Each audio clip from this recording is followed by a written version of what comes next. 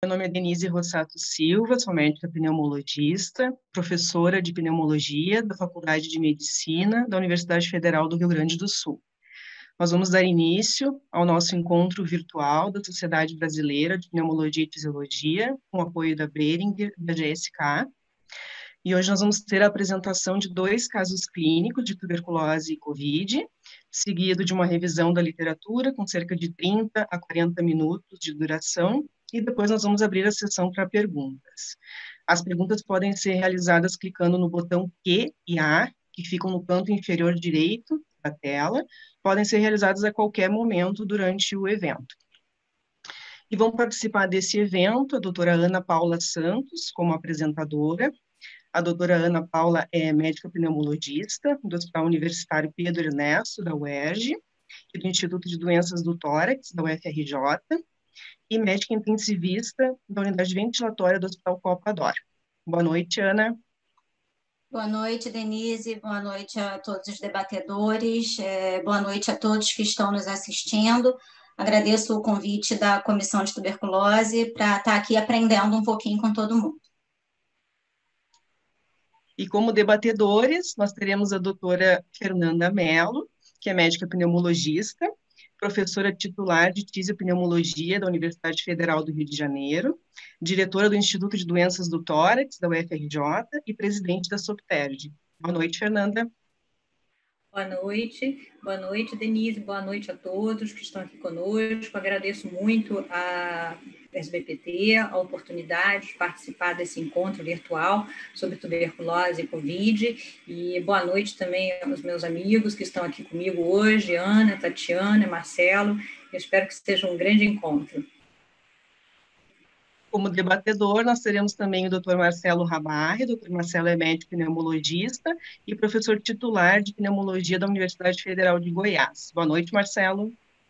Boa noite, Denise. Muito obrigado pelo convite. É sempre uma honra participar das atividades da SBPT e tenho certeza que faremos um grande debate com a apresentação da Ana Paula, junto com a Tatiana e a Fernanda, discutindo os assuntos da tuberculose ligados agora no meio da pandemia da Covid.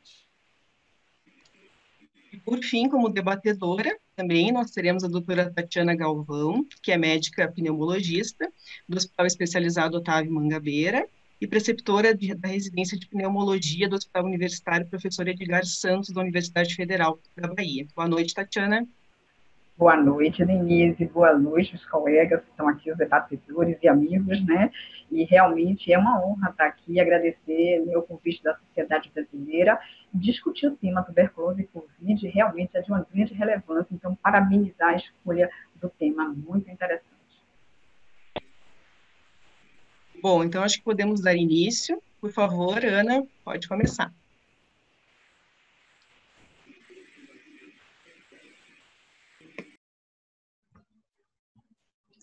Bom, boa noite novamente. Então, para começar a apresentação, eu trouxe 2 casos para ilustrar o cenário que a gente vive atualmente.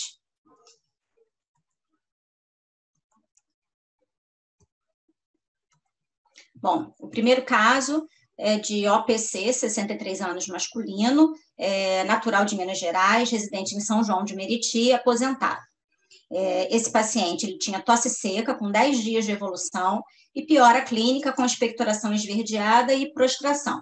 Ele não tinha febre, não tinha perda ponderal, mas acabou deixando e não procurou nenhum atendimento médico. Manteve a tosse e, durante uma crise tossíngena, ele apresentou um episódio de hematêmese, em grande quantidade, e acabou sendo internado no Hospital Universitário Pedro Ernesto da UERJ. De história patológica pregressa, esse paciente tinha DPOC, em uso de formoterol e budesonida, tinha uma história de transplante hepático em 2001, na verdade, por hepatite C e hepatocarcinoma, e vinha em uso de tacrolimus e micofenolato.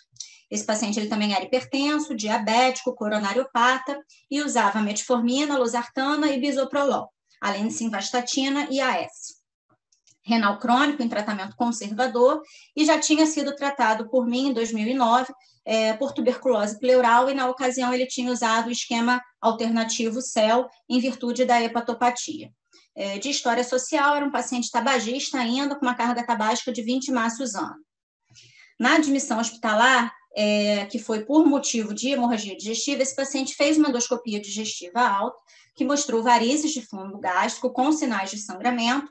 Foi feito o tratamento endoscópico dessas varizes, mas logo após o procedimento, esse paciente evoluiu com edema agudo de pulmão, insuficiência respiratória, sendo entubado, colocado sob ventilação mecânica e levado ao CTI.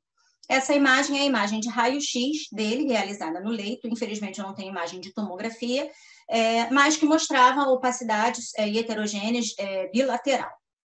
No CTI, assim como qualquer outro paciente que interna hoje, né, e com sintomas respiratórios, a gente fez um screening também de coronavírus. Esse paciente foi coletado RT-PCR do suave nasofaríngeo, que mostrou-se positivo com o COVID detectado. Além disso, foi coletada uma secreção traqueal para análise microbiológica geral e, para surpresa de todos, veio um BAR, 2 cruzes, e um teste rápido molecular com MTB detectado e sem resistência à rifampicina. Foi iniciado um tratamento alternativo com drogas injetáveis, em virtude da impossibilidade de uso das medicações por via oral. Então, iniciado a amicacina, levofloxacina e linezolida, e ele usou metilprednisolona também, 40 mg 2 vezes ao dia, até por conta da necessidade de suspensão do tacrolimus e do micofenolato. Ele tinha contraindicação a qualquer terapia de anticoagulação em virtude do sangramento digestivo e não fez nenhum outro tratamento experimental para a COVID-19. Ele permaneceu sob ventilação mecânica por 10 dias e depois disso foi estubado com sucesso. Tá? O tratamento para tuberculose, então, foi trocado, uma vez que ele pôde usar o tubo digestivo, ele começou a fazer uso de rifampicina, isoniazida e etambutol. Optamos por não fazer pirazinamida pelo potencial hepatotóxico da droga, mas após 5 dias, esse paciente evolui com uma importante distensão abdominal, acidose lática, choque, insuficiência respiratória, com uma forte suspeita de isquemia enteromesentérica. Ele teve uma evolução fulminante e evoluiu para óbito, então, 16 dias depois da internação. Após o óbito, a cultura para micobactérias da secreção traqueal realmente se mostrou positiva para Mycobacterium tuberculosis e o teste de sensibilidade mostrou sensibilidade a todas as drogas de primeira linha.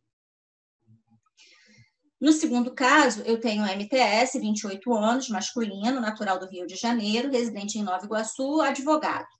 Ele começou, o histórico dele de doença atual começou há 1 ano atrás, com uma dor torácica, e a partir disso ele procurou um médico e fez uma tomografia de tórax e teve um achado radiológico de onde veio a suspeita de tuberculose.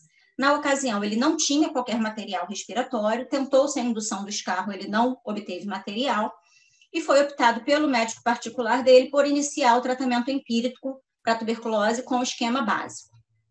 Após 9 meses, ele procurou o atendimento da unidade básica de saúde próxima da unidade dele, encaminhado pelo seu médico particular, porque ele não tinha melhora da radiologia e passou a ter alguns sintomas respiratórios. Então, nessa ocasião, ele foi solicitada a broncoscopia e ele foi submetido ao exame com a coleta de lavado broncoalveolar. 10 dias depois do exame, ele começou com tosse seca, intensa, astenia e dispneia, e acabou sendo internado num hospital privado por suspeita de COVID-19. O paciente não tinha outras comorbidades, jovem, não tinha histórico de tabagismo, etilismo ou uso de drogas ilícitas. E aí eu trouxe aqui a imagem tomográfica desse paciente, assim que ele interna. Desculpem aí pela resolução, mas eu já vejo na tomografia, nos lobos superiores, eu já vejo alguma imagem de vidro fosco, principalmente do lado direito. Quando os cortes vão começando a baixar, aí claramente uma captação com parede espessa no lobo superior direito, com uma imagem também organizada no mesmo lobo. Também com uma imagem contralateral, com uma imagem de preenchimento brônquico ali no segmento 6 à esquerda. E conforme as imagens vão descendo, eles começam a aparecer opacidades em vidro fosco bilateralmente com algumas áreas de organização.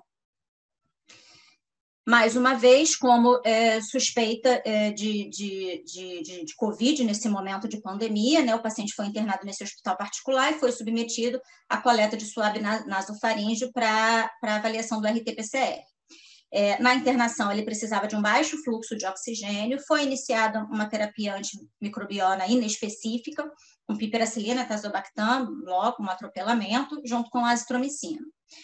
Durante a internação, saiu o resultado desse exame que ele tinha feito, do lavado broncoalveolar antes da internação, que mostrou um BAR negativo, mas um teste rápido molecular com MTB detectado com resistência à rifampicina, motivo pelo qual esse paciente não havia melhorado com o uso do esquema básico. O RT-PCR dele foi também positivo para a COVID-19. Foi iniciado um esquema, então, para tuberculose com resistência à rifampicina, de acordo com as normas aí do Ministério da Saúde, com amicacina, etambutol, levofloxacina, teresidona e pirazinamida. O paciente ele vem evoluindo bem, ele está internado em um hospital privado, eu tenho obtido informações da família, que foi quem esteve comigo, e tem uma programação de uma alta hospitalar breve. Bom, então, nesse cenário, eu ilustrei aí a nossa situação com dois casos bastante distintos, né? Um caso de um paciente com tuberculose pulmonar sensível, mais idoso, né, com mais de 60 anos, com doenças crônicas, imunossuprimido, que teve um diagnóstico concomitante, né, tanto de tuberculose quanto de Covid, e teve um desfecho ruim, um desfecho negativo. E o outro caso, um caso de tuberculose pulmonar resistente, num paciente super jovem, sem qualquer comorbidade, que teve um diagnóstico sequencial, ele vinha com tuberculose, né, com uma evolução ao longo de 1 ano, e durante a pandemia teve o diagnóstico de Covid, mas que, a princípio, tudo indica que ele vai ter um bom desfecho. Então, o que eu quero dizer com isso? Não existe um padrão, não existe uma receita de bolo para a evolução desses pacientes com tuberculose e Covid-19. Bom, falado isso, ilustrado o que a gente tem vivido, eu trouxe um pouquinho dos dados epidemiológicos de cada uma dessas doenças em separado, né? Os dados da tuberculose, eles são muito comuns, em toda apresentação sobre tuberculose, praticamente, a gente tem esses dados aí demonstrados, né? Segundo a Organização Mundial de Saúde, com os dados publicados em 2019, são mais de 10 milhões de casos novos por ano estimados, né, no mundo todo, e aí cerca de 6 milhões de casos notificados, sugerindo aí uma subnotificação da doença. Quase 500 mil casos novos de tuberculose multiresistente em 1 ano, com uma mortalidade, aí 1,6 milhões de mortes notificadas por tuberculose no mundo todo. 10% dos casos têm co-infecção com HIV. Ainda segundo a Organização Mundial de Saúde, e com essa ilustração também que aparece em quase todas as apresentações, o Brasil ocupa a 20ª posição entre os 30 países prioritários para tuberculose no mundo, e a 19ª posição entre os 30 prioritários para co-infecção TB-HIV. Segundo os dados, nossos dados, né, internos do Ministério da Saúde, em 2019 foram notificados 77 mil casos novos de tuberculose e ocorreram 4,5 mil mortes por tuberculose. Isso nos gera taxas, né, de incidência de 36,6 por 100 mil habitantes e uma taxa de mortalidade de 2,2 por 100 mil habitantes. Esses slides também são de conhecimento público, estão lá na plataforma do Ministério da Saúde, mostra a tendência ao longo dos anos das taxas do coeficiente de incidência de tuberculose, que vem apresentando uma ligeira ascensão ao longo dos anos, né? E esse outro slide também da mesma fonte mostra aí a distribuição pelos diversos estados do nosso país, né? E reflete aí, né, a dimensão, né, o fato do Brasil ser um país continental e muito desigual, né? Então, as taxas de incidência muito desiguais aí, entre os estados, com valores realmente absurdamente altos no Amazonas, no Rio de Janeiro, número do qual eu não me orgulho, né? São números aí bastante elevados. Com relação à mortalidade, essa mortalidade ela teve uma queda ao longo dos anos, mantendo uma ligeira estabilidade ao longo desses últimos 5 anos. E quando a gente fala dos estados da federação, o Rio de Janeiro aí ocupa a vergonhosa primeira colocação, com um coeficiente de mortalidade mais do que o dobro da média do valor da taxa de mortalidade no Brasil. Quando a gente fala de desfecho de tuberculose, e é importante a gente falar isso porque a gente vai ter um reflexo dessa informação mais lá na frente da apresentação, eu vejo também que os nossos números também não são positivos em nível nacional, com uma taxa de cura abaixo do que a gente precisa, de 71,3%, e uma taxa de abandono extremamente alta, de 10,9%, quando, na verdade, a gente deveria ter no máximo 5%, né? Esse valor deveria ser 5% de abandono. E esses desfechos, eles podem ser modificados de acordo com algumas estratégias, entre elas a famosa estratégia do tratamento diretamente observado, que é padronizado no Brasil, e a gente vê que isso tem interferência direta nos desfechos de tuberculose. Então, a gente sabe que a cura ela é mais frequente, né? Ocorre mais nos pacientes que fazem o tratamento diretamente observado, que é a coluna em azul, quando a gente compara com aqueles que não fizeram o tratamento diretamente observado. Por outro lado, os pacientes que fazem o tratamento também diretamente observado, eles têm uma menor taxa de abandono, né, chegando aí próximo do que a gente realmente gostaria, quando quem não faz o tratamento diretamente observado abandona mais. Mudando agora para outra doença, né, e que está em voga, né, e que tem assustado muito todos nós, tem esse mapa aí que mostra o impacto, né, da doença nesse mapa mundi, que foi liberado, está liberado no site da Johns Hopkins, e esse mapa foi baixado ontem, assim como esses valores aí numéricos, né, já são absurdos, mais de 20 milhões de casos no mundo todo, né, com o primeiro lugar nos Estados Unidos, e o Brasil ocupando a segunda posição com aproximadamente 3 milhões de casos de Covid-19. Uma taxa de mortalidade também, a Covid, em pouco mais de 8 meses, matou quase 750 mil pessoas, e o Brasil também ocupando a segunda posição, com mais de 100 mil mortes por Covid. Nesse gráfico da Organização Mundial de Saúde, que foi atualizado em 10 de agosto, ele mostra o crescimento da doença, né, ao longo dos meses, desde o início, né, da identificação, e a gente vê que agora a gente está num nível onde a participação das Américas é muito maior no número de casos de doença. Também, de acordo com a Organização Mundial de Saúde, o Brasil está em segundo lugar nas Américas, e de acordo com o Ministério da Saúde, dados atualizados no dia 10 de agosto, que foi quando eu peguei essas informações, nós temos mais de 3 milhões de casos confirmados e mais de 100 mil óbitos confirmados. Esse gráfico também mostra aí a evolução, né, da doença ao longo dos últimos meses, desde o iniciozinho na identificação até o nosso momento atual, vendo que a gente está num crescente, espero que chegando no platô. E aí eu chego na mistura, né? Na situação da tuberculose junto com o Covid, e na revisão de literatura do impacto que uma pode ter na outra, né? Eu dividi essa revisão de literatura em 5 tópicos, até porque são 5 mensagens que eu quero deixar no final, tá? Vamos começar falando, então, sobre o impacto epidemiológico e da cadeia de transmissão.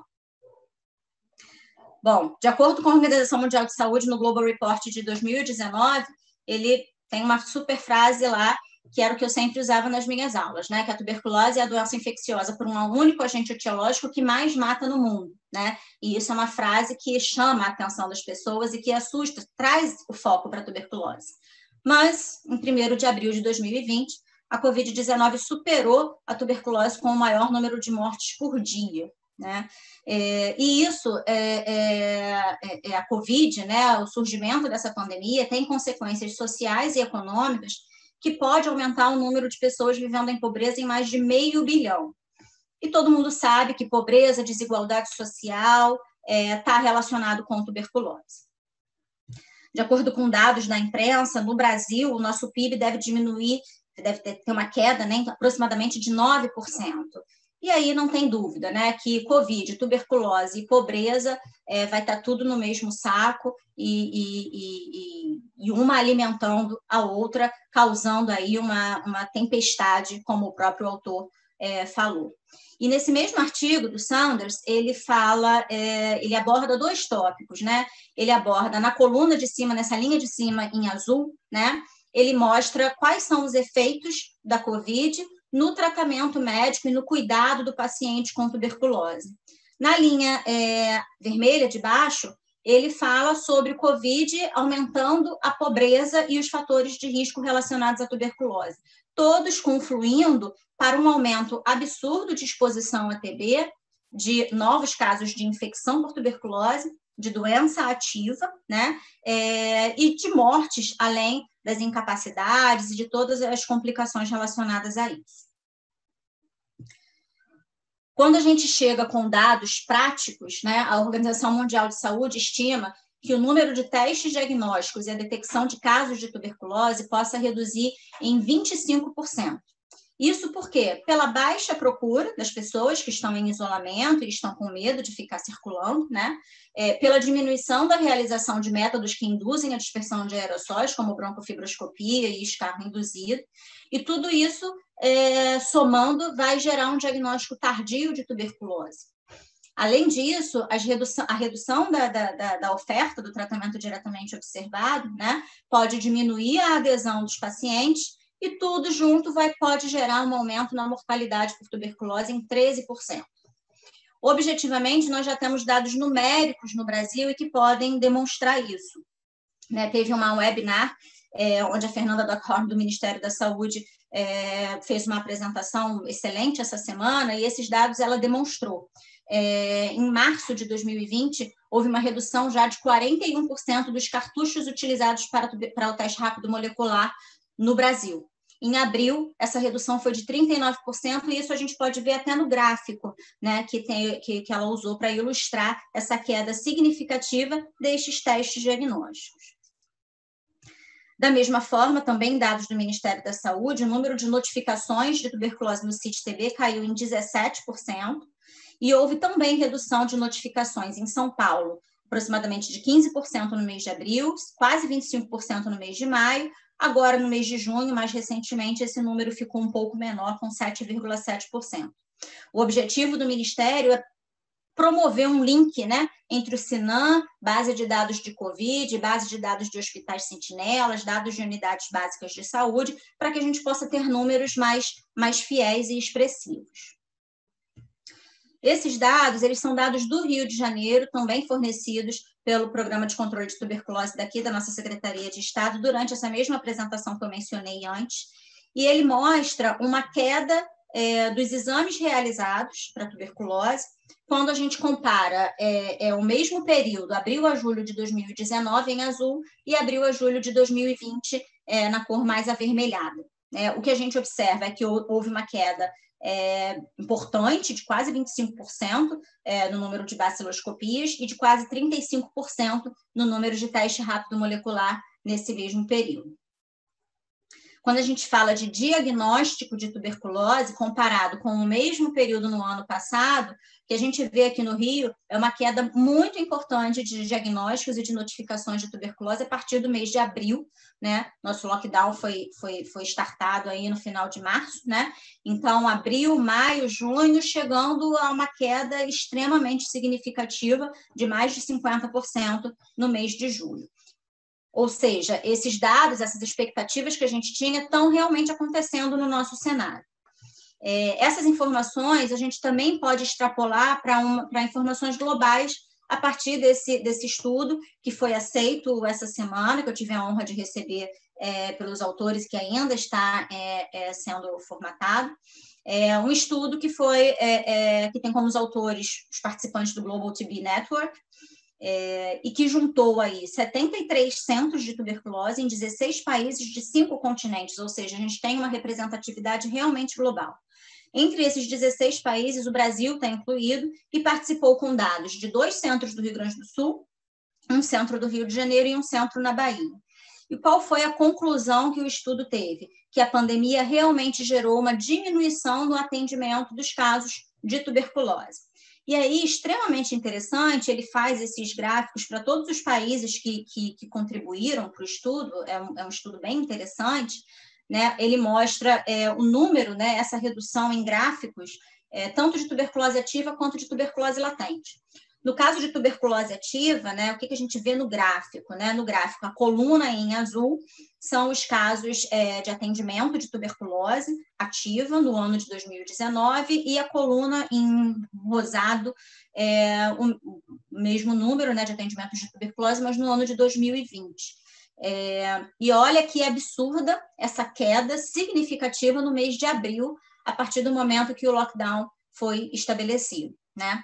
As linhas tracejadas mostram aí os casos novos de tuberculose incluídos nesses serviços, e as linhas contínuas aí mostram as altas que aconteceram, a gente vendo que isso não teve muita diferença, mas o número de consultas realmente diminuiu bastante. Quando a gente fala de tuberculose latente, esse mesmo estudo mostra também uma redução das consultas por tuberculose latente, como a gente pode ver aí nos números de março e abril. Bom, além disso, né, de um impacto epidemiológico em si, pela cadeia de transmissão da doença, pela diminuição da realização de exames, a gente tem um impacto também relacionado ao RH, o recurso humano dos programas de controle de tuberculose, né? Existem aí uma redistribuição desses recursos humanos, desses programas de tuberculose para a atenção ao coronavírus. Existe uma expectativa de uma redução da transmissão comunitária da tuberculose a partir do momento que a gente tem uma menor circulação nos ambientes fechados e o uso de máscaras. Por outro lado, existe uma expectativa de aumento da transmissão intradomiciliar em virtude da quarentena e de muita gente mais ficar dentro de casa. A gente pode sofrer também impacto no fornecimento de insumos e medicamentos, lembrando que tanto os insumos, né, tanto a matéria-prima base para fazer, né, os novos medicamentos aqui no Brasil, quanto alguns medicamentos, eles vêm de países de fora do Brasil, né? Então a gente pode ter um impacto relacionado a isso. Agora, quando a gente fala de números, de gravidade e de desfechos dessa co-infecção, isso a gente ainda realmente não tem uma resposta. E aí vem a minha segunda questão, né? As bases imunopatogênicas, tanto dessas duas doenças juntas, né? Bom, e aí eu fui pensar, né? Na verdade, desde o início dessa pandemia, eu estava imaginando, né? Vendo a pandemia chegar aqui no Brasil e eu pensava, nossa, isso vai ser uma catástrofe com os meus pacientes de tuberculose, né? Mas, e aí eu peço uma licença aí, é uma impressão pessoal, né? Que o impacto foi menor do que eu esperava, tanto de casos quanto de gravidade. Mas será que o número de casos, né, foi menor do que eu esperava, porque não está sendo testado? Né? Então, essa é uma pergunta, uma dúvida que fica. Ou será que existe uma justificativa biológica plausível que mostre aí esse impacto pequeno, tanto no número quanto na gravidade da co-infecção? Né? A gente já sabe atualmente que existe um papel da imunidade mediada por células na patogenia, na imunopatogenia da doença pelo coronavírus, tá? Então, com um papel principal e significativo das células T. E existe, inclusive, né, um teste novo que está em estudos, tá? É um teste só para pesquisa, eles não estão disponibilizando isso para o uso ainda, né? Faço questão de dizer isso, é um método de pesquisa, e que usa a tecnologia do T-Spot. Quando a gente fala de T-Spot, a gente lembra logo de tuberculose, né? Mas ele foi documentado como um T-Spot Discovery SARS-CoV-2. Qual o embasamento científico dos cientistas, né? Eles viram que a imunidade mediada por células T tem um papel muito importante na infecção pelo coronavírus e até anterior ao papel, à resposta imunológica humoral com a produção de anticorpos, tá? Qual a perspectiva deles, né? As células T expostas ao SARS-CoV-2 são ativadas e se tornam células T específicas. Essas células T ativadas, elas migram para o local da infecção e secretam interferon gama. O interferon gama, por sua vez, recruta mais células imunológicas para aquele site da infecção e ativa os macrófagos para que eles possam gerar uma resposta de ataque ao vírus. E isso tudo pode ser mensurado in vitro. E tudo isso que eu falei agora, né, se você for pensar, é basicamente o que a gente vê no caso de tuberculose, né? É a mesma base para o IGRA e detecção de primo-infecção e de infecção da tuberculose, melhor dizendo, no nosso dia a dia, tá? E aí eu falei, nesse slide anterior, eu falei de célula T, eu falei de interferon gama, eu falei de macrófago, né, fazendo apoptose, né? E aí eu trago aqui esse slide, que é um slide da imunopatogenia por tuberculose, onde a gente vê exatamente uma grande participação de linfócitos, né, linfócitos T, principalmente, onde eu tenho uma grande participação do interferon que induz a citólise de células-alvo e que controla o crescimento de micobactéria. Então, será que existe alguma relação entre as duas doenças, onde uma pode proteger a outra ou uma pode piorar a outra? Eu realmente não sei, isso é uma dúvida que eu trago aqui para vocês e que eu estou dividindo essa angústia com todos vocês. Passando aí para o próximo passo, com relação às manifestações clínicas. Febre, tosse e dificuldade para respirar. Se alguém olhasse esse folder, alguém ia achar que poderia ser de tuberculose, mas não, na verdade é um folder utilizado pelo Ministério da Saúde para mostrar os sinais e sintomas da Covid-19. Mas Covid-19, tuberculose, pneumonia comunitária, qualquer infecção de via aérea superior, entre outras doenças, podem causar sintomas parecidos. Então, a sobreposição desses sinais e sintomas pode dificultar em muito o diagnóstico das doenças. A gente pode valorizar mais uma e desvalorizar a outra, quando, na verdade, a gente deveria valorizar, principalmente no nosso cenário, as duas condições. Além disso, fazendo um parêntese, né, grande parte das pneumonias adquiridas na comunidade e que internam podem ser causadas por Mycobacterium tuberculosis. Nesse estudo do International Journal, publicado em 2007, até relativamente antigo, ele mostrou que o organismo mais comum identificado como causa de pneumonia foi o Mycobacterium tuberculosis. Mas aí, se vocês lerem o artigo, vocês podem falar, mas isso foi na África, que tem muito HIV. Mas aí, nessa linha aí que eu sublinhei abaixo, a gente pode ver que tanto em pacientes HIV positivo, quanto em pacientes HIV negativo, o Mycobacterium tuberculosis foi a principal causa de pneumonia. Então, nunca esquecer da tuberculose, principalmente no nosso cenário do Brasil. Na Ásia, também, 1 a 7% das pneumonias adquiridas na comunidade tem o diagnóstico de tuberculose. Então, é sempre importante pensar nesse diagnóstico.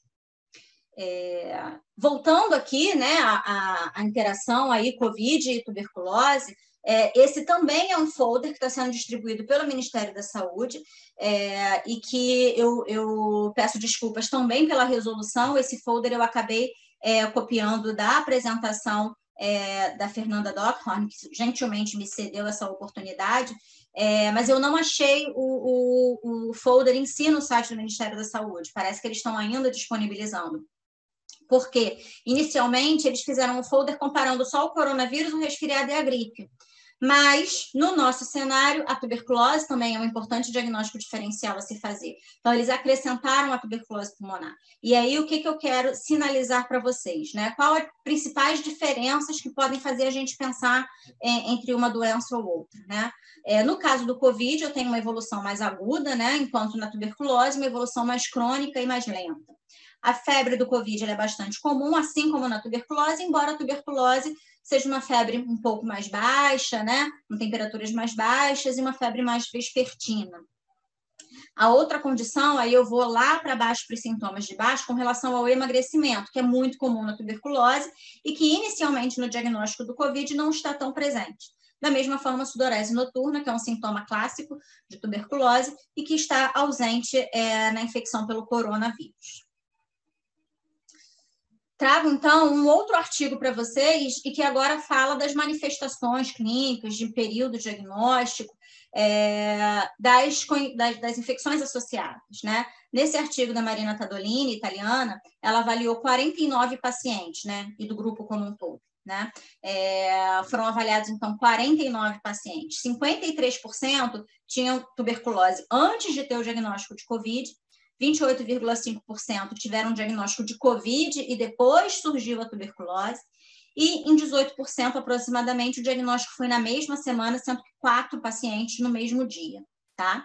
85,7% desses casos tinham tuberculose ativa, 14,3% eram sequela de tuberculose, entre esses 26 que tinham a tuberculose antes da Covid, 7 deles eram sequela de tuberculose, e quase totalidade teve o diagnóstico confirmado por RT-PCR. Nessa casuística, 6 dos 49 pacientes evoluíram para óbito, isso nos dá um valor de 12,3%. Desses 6, 5 tinham mais do que 60 anos e todos tinham comorbidades, o que pode ter ajudado aí numa evolução negativa. E esse artigo ele é muito interessante porque ele pontua 7 ou 8 conclusões, na verdade não é um artigo, é uma carta, e ele pontua 7 ou 8 conclusões. E eu trouxe aqui uma das conclusões que eu achei bastante interessante. O COVID ele pode preceder o diagnóstico da tuberculose, né? E isso aconteceu em 14 pacientes, quase 30%, 28,5% dos pacientes. Agora, até que ponto foi a infecção pelo COVID que transformou uma tuberculose latente em tuberculose ativa? Até que ponto eu busquei um diagnóstico num paciente sintomático, acabei tendo um outro achado e foi uma coincidência a gente ter o diagnóstico de tuberculose? Até que ponto esse paciente já tinha tuberculose antes, era oligossintomático e durante a investigação foi concluído sobre tuberculose associada. Então, essas são questões que a gente ainda não tem essa resposta. A COVID é uma doença muito nova, apesar da tuberculose ser uma doença de milênios, né? A COVID é uma doença extremamente nova. Então, isso tudo a gente vai aprender daqui para frente. Existe um outro artigo também publicado que avaliou aí 24 pacientes internados por TB em março de 2020, na Itália. Isso foi logo naquele boom da pandemia no norte da Itália. Né? O que eles fizeram? Né? De 24 pacientes internados por tuberculose, eles avaliaram aqueles que tiveram o diagnóstico de COVID, que foram 20 casos. Né? Desses 20 casos, 12 eram do sexo masculino, 60%. A idade média foi de 27 anos. 8 pacientes, aproximadamente 40%, tinham comorbidade. O tempo de diagnóstico da COVID depois da tuberculose foi de aproximadamente 30 dias. E o bastante curioso, é importante lembrar que a gente está falando de uma casuística muito pequena, é que em 12 pacientes, né, 60% dos casos, a lesão radiológica da tuberculose, lá do início que motivou a internação, melhorou quando teve o diagnóstico de COVID. Em 7 casos houve uma piora e em 3 casos surgiram novas lesões sugestivas de COVID.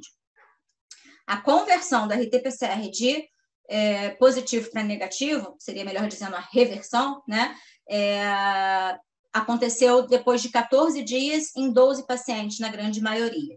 Em 3 pacientes, a reversão demorou mais do que 30 dias.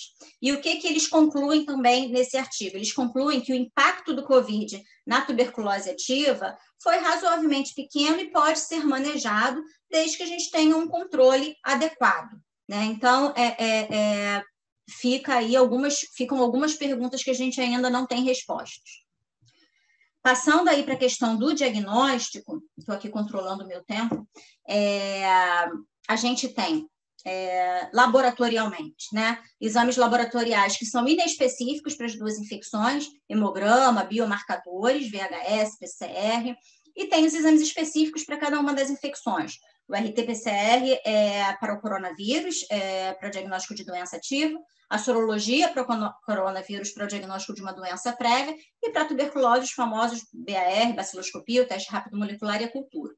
Com relação à radiologia, também a gente conhece, são imagens bem distintas, né? A tuberculose causa aí as opacidades centrolobulares, heterogêneas, cavitações, com predomínio nos lobos superiores, enquanto a pneumonia viral pelo COVID tem opacidades em vidro fosco, periféricas, bilateralmente, podendo evoluir com organização. Falando de teste rápido molecular, né, já é conhecido de todos o Expert da plataforma Cepheid, agora numa nova versão, né, na versão mais atual, que é do Ultra, que avalia 7 alvos moleculares para a identificação do DNA do Mycobacterium, que tem um limite de detecção super baixo, de 16 unidades formadoras de colônia, uma sensibilidade super ótima, chegando a 90%, mesmo em pacientes HIV positivo, que costumam ter manifestações paucibacilares de tuberculose, que tem um plus de identificar a resistência à rifampicina e que dá um resultado super rápido. A partir do momento que ele é colocado na máquina, em 1h45 eu tenho esse resultado. E aí, essa mesma tecnologia está sendo utilizada também para o SARS-CoV-2. Tá? Existe um teste rápido, já está sendo amplamente utilizado na prática clínica. Ele avalia a detecção qualitativa do ácido nucleico do SARS-CoV-2, também através de um PCR em tempo real, a partir de amostras do exudato nasofaríngeo ou nasal. Os resultados positivos indicam a presença de RNA do SARS-CoV-2 e o resultado é até mais rápido, em 45 minutos, porque ele precisa de menor ciclo para conseguir identificar o material genético do SARS-CoV-2.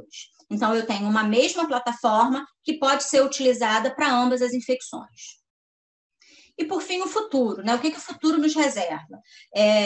Garantir aí um diagnóstico, otimizar um tratamento, buscar estratégias de TDO e voltar a trabalhar muito buscando os sintomáticos, os abandonos, né? E garantindo que essa rede de transmissão da tuberculose diminua e que os casos já existentes sejam tratados e com menores taxas de mortalidade. E aí, uma coisa positiva, eu acho que uma coisa um jeito meio poliana de ser, né?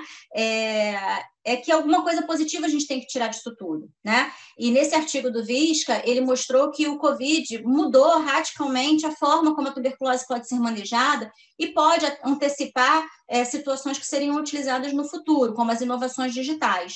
Da mesma forma, o artigo do Global TB Network, que eu mostrei lá na frente, mostrou que os lockdowns favoreceram o aumento da telemedicina, inclusive nos programas de tuberculose. Então, é uma ferramenta que a gente pode utilizar.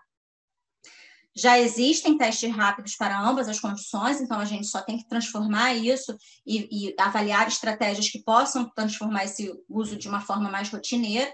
E existem as medidas preventivas que estão aí sendo estudadas, todo mundo correndo atrás de uma vacina, com vacinas específicas e vacinas que focam em respostas heterólogas, como a utilização da BCG, que está sendo estudada nesse sentido, e aí é mais um ponto em comum da tuberculose com Covid. Bom, então eu tinha 5 tópicos, né, para falar para vocês, e eu quero deixar 5 mensagens, né? Há, sim, um impacto significativo no diagnóstico e tratamento da tuberculose, com um possível reflexo aí nas taxas de incidência e mortalidade futuras, tanto pela maior transmissibilidade, quanto pela ausência de tratamento de tuberculose latente nesse período. Existe um papel da imunidade celular de células T na imunopatogenia da Covid-19, mas não existe qualquer dado científico que determine a interação positiva ou negativa entre essas infecções. Existem aí as sobreposições de manifestações clínicas e de momentos diagnósticos, mas é cedo para a gente dizer sobre uma interferência positiva ou negativa na frequência e gravidade das doenças. Os métodos diagnósticos, eles são específicos para cada infecção, mas a gente já tem uma possibilidade de usar uma mesma plataforma para diagnóstico rápido de ambas as doenças.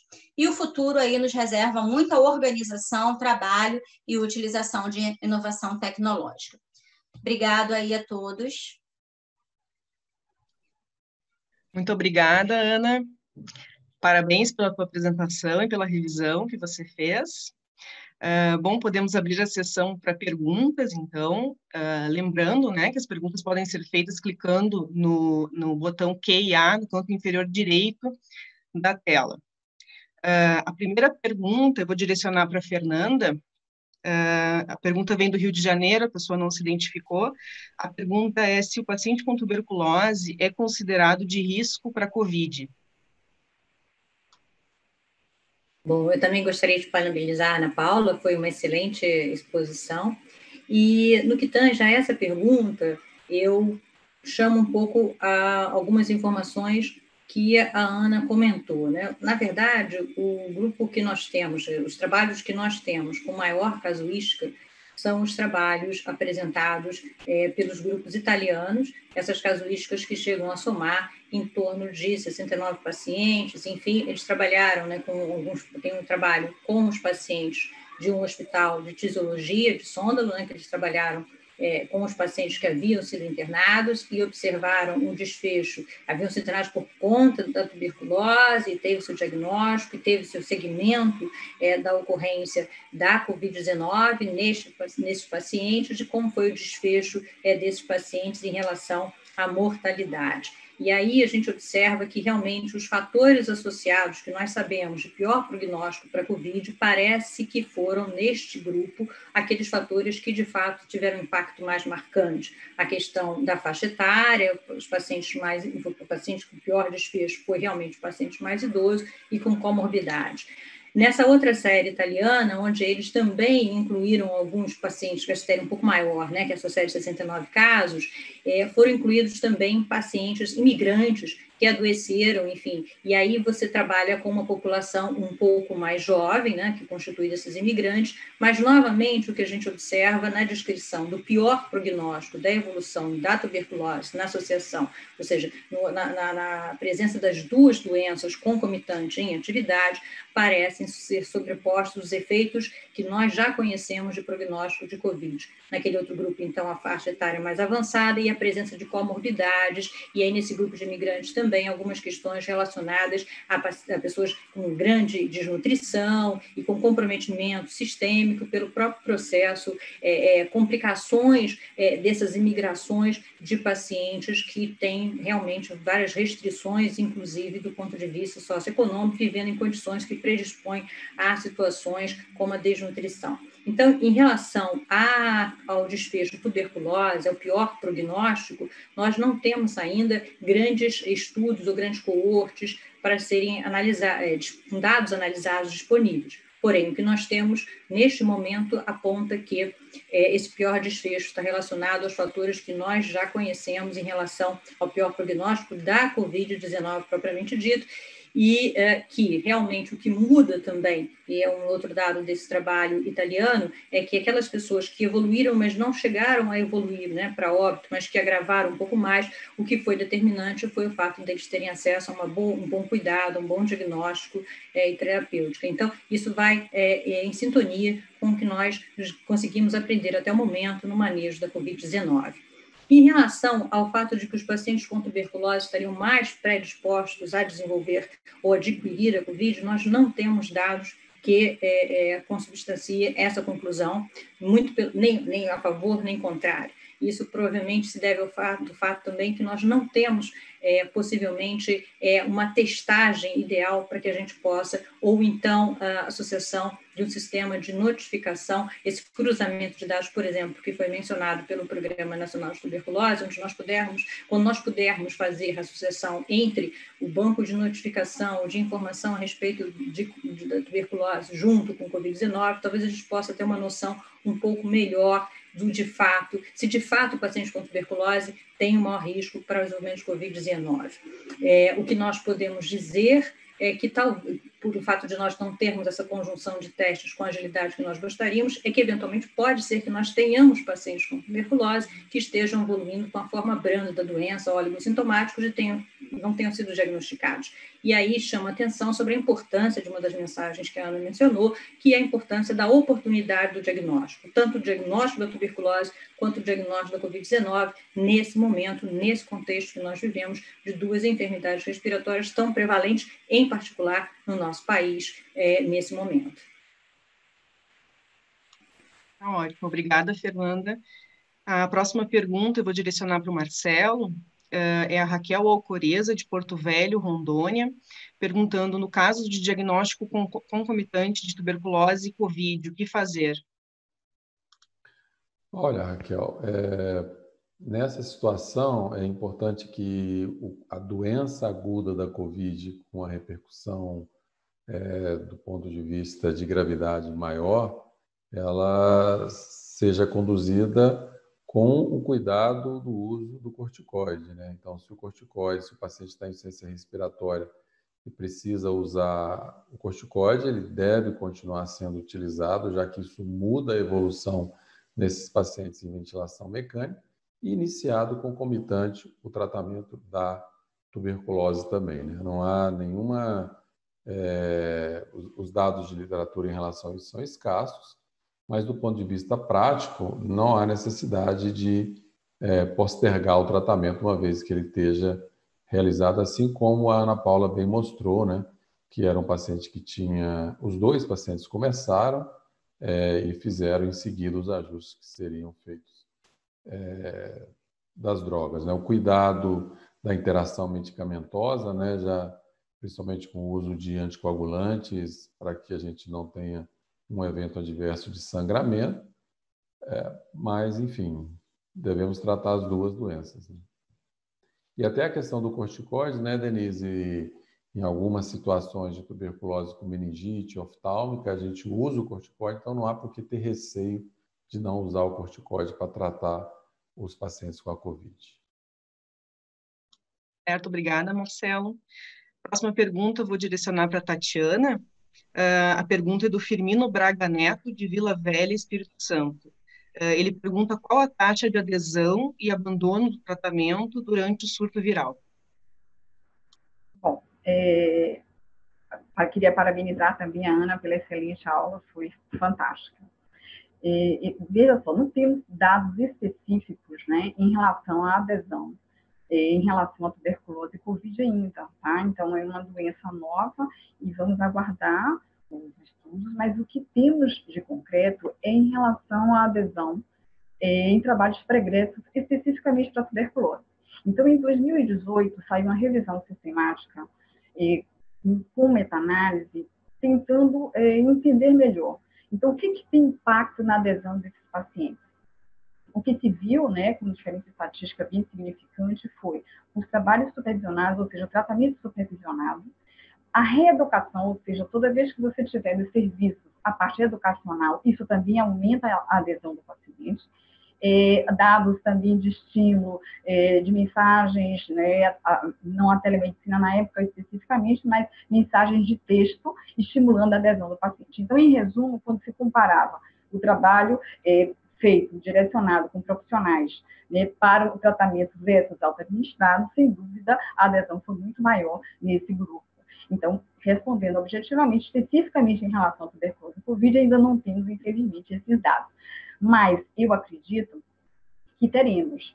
E acho que, entendendo melhor esse trabalho que nós participamos também do grupo, de tentar entender o que aconteceu com a queda, né, das taxas de consulta dos 4 primeiros meses de 2019 para 2020, a gente vê que na Rússia, Inglaterra e na Índia, em algumas cidades específicas, a telemedicina conseguiu manter as consultas, né, e estimular o tratamento desses pacientes. Então, eu vejo a telemedicina como uma ferramenta importante de adesão para o futuro e, com certeza, pós-pandemia vai continuar.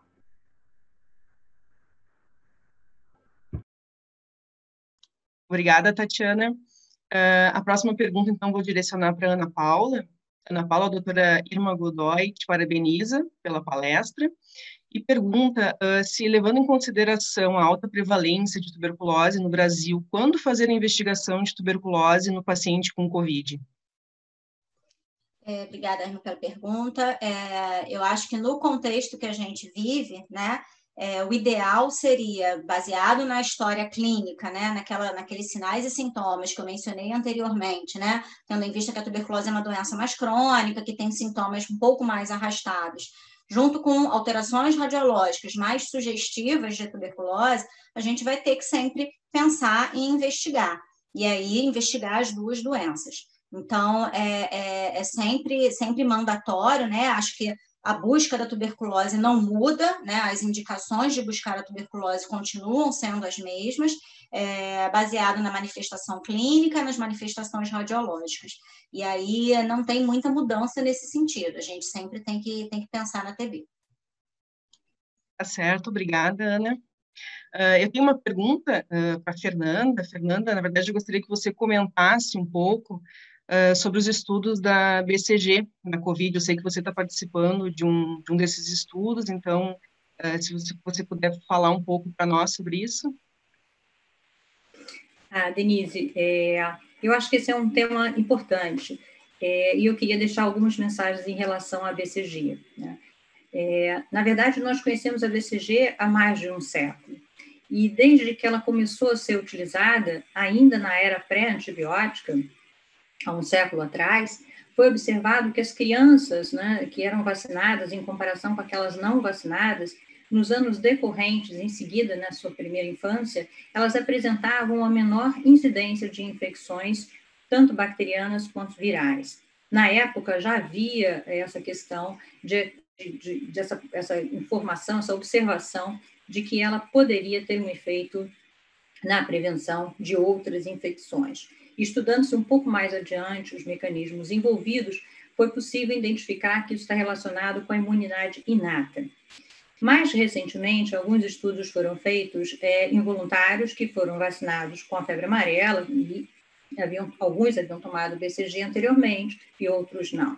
E pôde-se observar que aqueles pacientes que haviam tomado a BCG anteriormente apresentavam uma redução da viremia em comparação com aqueles que não tinham tomado a BCG, demonstrando aí, evidenciando que essa ativação rápida da imunidade inata induzida pela BCG era capaz de fato, atuar no controle da viremia de outras infecções, como, por exemplo, foi induzido nesse modelo utilizando a vacina da febre amarela.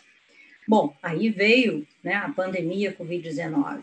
E aí, qual o papel do BCG? Primeiro, foram feitos alguns estudos ecológicos, e nesse momento comparou-se, então, aqueles países que mantinham a vacina BCG no seu calendário vacinal com aqueles países que haviam retirado a BCG do seu calendário vacinal em relação à gravidade e evolução dos casos de Covid-19. Observou-se que aqueles que mantinham a BCG apresentavam, nesse estudo ecológico, menor taxa de mortalidade. Mas há críticas a esse estudo, basicamente porque comparou-se diferentes países que se encontravam em momentos distintos da pandemia, alguns na ascendência da curva, outros já numa fase de descendência, ou seja, utilizar o calendário, né, para que o tempo calendário para comparar países pode não representar de fato o risco dos indivíduos daquele país dentro da pandemia, além do fato de que o acesso à testagem e para que nós possamos saber de fato quantas pessoas tiveram a doença e quantos evoluíram para a mortalidade também diferia nos países. E por último, os países têm pirâmides etárias diferentes e nós sabemos agora da importância ou do fator de risco preponderante que é a faixa etária.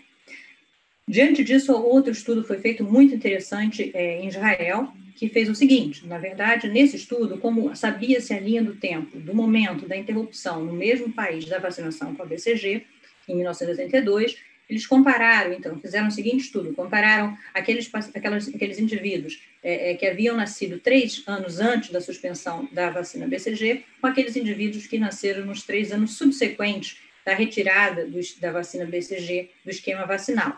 Com isso, você estava comparando pessoas que estavam no mesmo ambiente, digamos assim, do ponto de vista epidemiológico, de risco, porque se encontravam no mesmo momento da pandemia. E aí, e também, considerando que, na verdade, você comparou indivíduos em torno de um período, uma variação de tempo muito pequena, 3 anos antes, 3 anos depois, praticamente as pessoas, o fator idade, você conseguia controlar um pouco melhor. E nesse estudo, realmente não se observou diferença alguma entre os dois grupos do ponto de vista estatístico e significativo, ou seja, na verdade a ocorrência de doença em 2 grupos foi similar, e do ponto de vista de formas graves, houve poucos casos graves em ambos os braços, e um caso em cada braço, isso não foi possível observar. Bom, diante disso eu vi a pergunta, então parece, qual a conclusão desses estudos? O que nós podemos observar é que sugere que talvez aquela vacinação na infância, de fato, não consegue manter um efeito de estimulação da imunidade inata para proteger o indivíduo mais adiante, décadas e décadas após, com a exposição especificamente na situação que nós estamos, que é o SARS-CoV-2. Então, surgiu-se a proposta de revacinação do BCG, e que essa revacinação pudesse, então, funcionar mais uma vez com um estímulo à imunidade inata. E qual é a plausibilidade disso? É que, pelas evidências, se eu consigo reduzir viremia, eu poderia, então, reduzir a gravidade da doença daqueles indivíduos que tomassem BCG nesse momento, de forma que, redução da viremia, possivelmente, eu teria menor ativação, menor gravidade da doença. E, por outro lado, ao reduzir a viremia, como naqueles modelos que foram evidenciados nos estudos com a vacina da febre amarela, eu também diminuiria, eu teria menor, já que o indivíduo que está doente com menor viremia, possivelmente transmitiria menos e menos tempo. Então, do ponto de vista de pandemia, de sociedade, eu também teria um instrumento que poderia ajudar a frear a velocidade de transmissão e da velocidade de novos casos. Mas tudo isso são modelos que precisam ser testados.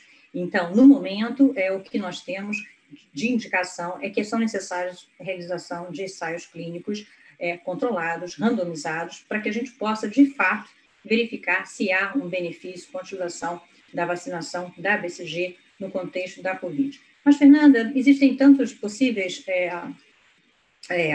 produtos tão promissores, não é? Existem, na verdade, algumas vacinas já numa fase bem mais avançada, provavelmente nós teremos informações em torno de semanas ou em poucos meses sobre os dados que estão saindo, enfim, em relação a pelo menos duas vacinas, mas são mais de 140 sendo testados no mundo inteiro, em momentos diferentes de desenvolvimento. A proposta da BCG é basicamente que ela seja utilizada nesse momento entre a identificação de vacinas específicas e, de fato, que essas vacinas específicas possam atingir a população mundial, e aí nós falamos de bilhões de pessoas, porque mesmo que nós tenhamos uma vacina dentro de uma semana ou duas, ou dentro de um mês, que de fato se mostre eficaz, vocês imaginem que para que isso seja escalonado, para que a população mundial tenha acesso, em termos de bilhões e bilhões de doses sendo administradas, não é realista acreditarmos que isso vai acontecer em toda a população mundial em período inferior a provavelmente uns 12 meses, enfim, sendo otimista, né, considerando toda a cadeia de produção, distribuição e administração de vacina. Então, a proposta da BCG vem, nesse momento, com uma proposta de uma vacina não específica que pudesse modular e diminuir os casos graves e poderia contribuir na transmissão, reduzindo a viremia, aumentando essa questão da imunidade inata. Isso vem, e para que grupos? E esses estudos estão sendo realizados no mundo inteiro, como tem um grande estudo sendo conduzido inicialmente pela Austrália, que também inclui a Holanda, inclui um site no Brasil também, e existem estudos nacionais em relação a isso também, utilização de BCG, com foco nos grupos de maior prioridade, que são os profissionais da área da saúde, pela sua exposição, né, pelo seu risco, pelo risco de adoecimento, pela sua própria atividade, e também alguns trabalhos trabalhando com alguns pacientes de uma faixa etária um pouco mais avançada, que são algumas perguntas que nós gostaríamos de saber, se justamente, tanto grupos mais expostos, com os grupos de maior risco, como é que eles vão responder nessa estimulação antigênica. E para finalizar, Denise, eu gostaria de enfatizar que no momento não há indicação alguma de vacinação, revacinação BCG. É necessário que aguardemos os resultados dos ensaios clínicos. É uma grande preocupação que nós temos também, que a vacina BCG ela tem uma importância nos países de alta prevalência, de alta carga de TB, tem uma faixa etária, né? As crianças, os recém-nascidos precisam receber essa vacina, para as formas graves de tuberculose. Então, a gente tem que tomar muito cuidado com esses resultados, se de fato nós conseguimos demonstrar, né, que a BCG pode ser uma vacina que vai nos permitir, né, ser um espaço de tempo até que uma vacina específica de fato possa ser disponível para todos, é importante que a gente considere que não pode haver desabastecimento para aqueles que de fato precisam, que são os recém-nascidos. Então, temos que tomar muito cuidado, que essa é uma outra preocupação, uma vez que isso se torne, de fato, um potencial que a gente identifica esse efeito, que haja todo um cuidado para a disponibilização da vacina, produção e distribuição, para que não haja falta de situações para as quais nós nitidamente precisamos e para as quais nós temos evidências de reversão e prevenção de formas graves de doença. Bom, obrigada, Fernanda. Marcelo, tem uma pergunta para você também. Eu sei que você está conduzindo um estudo sobre tuberculose nos presídios. Como que está a situação da tuberculose e da Covid nos presídios?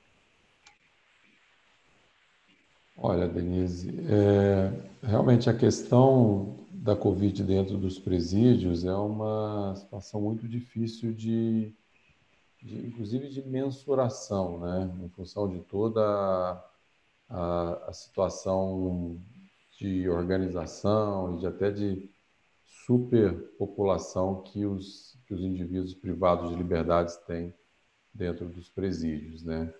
Esse encontro das duas epidemias dentro dos presídios, isso vai acontecer, né? Isso já, na verdade, está acontecendo, a gente não tem números específicos disso. O que se sabe é que existe uma movimentação em relação a uma corrida no diagnóstico, né? Alguns presídios têm se organizado nesse sentido, tanto para os agentes penitenciários quanto para os indivíduos que estão cumprindo pena lá, para que possa tentar fazer um diagnóstico precoce e isolamento, coisa que na prática vai ser realmente muito difícil de acontecer, né? A ideia de que existe uma necessidade absoluta do controle da tuberculose dentro do presídio é que, por exemplo, no Brasil, representa entre 10% e 15% de todos os casos do país que estão dentro dos presídios, né? E se não partimos para uma política rigorosa para que a gente faça os diagnósticos e suporte o tratamento desses indivíduos, dificilmente a gente vai conseguir controlar, uma vez que há a comunicação dessas pessoas com seus familiares e até as próprias pessoas que saem depois, elas acabam fazendo essa transmissão de uma forma mais efetiva, né? Como se fosse um grande reservatório natural da doença. Esse trabalho que você se referiu, do projeto, nós estamos tentando desenvolver com a utilização de inteligência artificial com o raio-x de tórax para fazer um diagnóstico, uma suspeita de um diagnóstico precoce, como se fosse um screening, né? Trazendo de volta a ideia da abreugrafia, e acabou que o projeto parou justamente por conta da pandemia da Covid nesse momento. Mas, enfim, ele deve continuar assim que houver a possibilidade de fazer estudos dentro e avaliação dentro dos presídios. Tá certo, obrigada, Marcelo. Tatiana, tem uma pergunta para você também. Na verdade, você e a Fernanda tivemos a oportunidade de participar de um estudo multicêntrico internacional sobre os efeitos da pandemia nas consultas e nas internações por tuberculose, e a Ana apresentou alguns resultados. Você pode falar para nós um pouco mais sobre isso? Posso sim, Denise. Veja só, esse trabalho ele foi aceito, né, para publicação agora no Infectious Disease, e, na realidade, foram envolvidos 33 centros, né, com basicamente 19 países e 5 continentes. Então, a ideia era justamente avaliar a prevalência, né, da tuberculose nos 4 primeiros meses de 2019, comparando com os 4 meses, que é janeiro, fevereiro, março e abril de 2020. Então, o que foram avaliados? De fato, quando a gente percebe os resultados, houve uma redução, sim, né, nas consultas em tuberculose ativa e na tuberculose latente. Então, a ideia era justamente ver o quanto o impacto da Covid, né, poderia influenciar nesses resultados. Então, a discussão é assim: houve uma redução do atendimento desses casos de tuberculose. Por quê? Será que esses pacientes tiveram medo de se expor ao coronavírus? Houve uma interferência dos transportes públicos e daí, de alguma forma, teve algum impacto por ter uma direção maior para o Covid? Os programas, de alguma forma, diminuíram essa atenção ao paciente? Quer dizer, o que aconteceu de fato? Se discute, mas o que se coloca também como um detalhe do trabalho é que alguns países tinham apenas um centro, né, de referência, reportando esses dados, que talvez isso não possa ser abrangente do país, mas, de alguma forma, o trabalho como um todo mostrou que, de fato, houve redução dessas consultas, tá? Tanto ambulatoriais como tuberculose latente, tanto tuberculose ativa como latente. E aí, só reforçando um dado que é muito importante, é a questão da telemedicina, né? Então, como eu já tinha dito antes, na Rússia, em Londres, na Austrália e na Índia, nesses 4 países, foi substituída essas consultas em mais ou menos 28% por telemedicina, o que é realmente um dado que, no meu olhar, vai ficar, mesmo pós-pandemia, e vai ser uma ferramenta importante nesses programas de tuberculose. Então, a conclusão do nosso trabalho, né, é que, de fato, houve sim essa redução e que precisa ter esse olhar, né, para a tuberculose nessa época da pandemia, principalmente a tuberculose latente, por conta do impacto, tá, do que vai ficar no recrudescimento da tuberculose após a pandemia. Tá certo, obrigada, Tatiana. Bom, acho que nós estamos nos encaminhando para o final desse encontro, então eu vou pedir a mensagem final de vocês, uma mensagem bem rápida, começando pela Ana. A mensagem final, Ana. Minha mensagem final é que a gente vai continuar aprendendo todo mundo junto. Então, vamos estudar muito, aprender muito, continuar focando na tuberculose como uma doença que mata muita gente também. Boa noite a todos e obrigada. Fernanda, a mensagem final.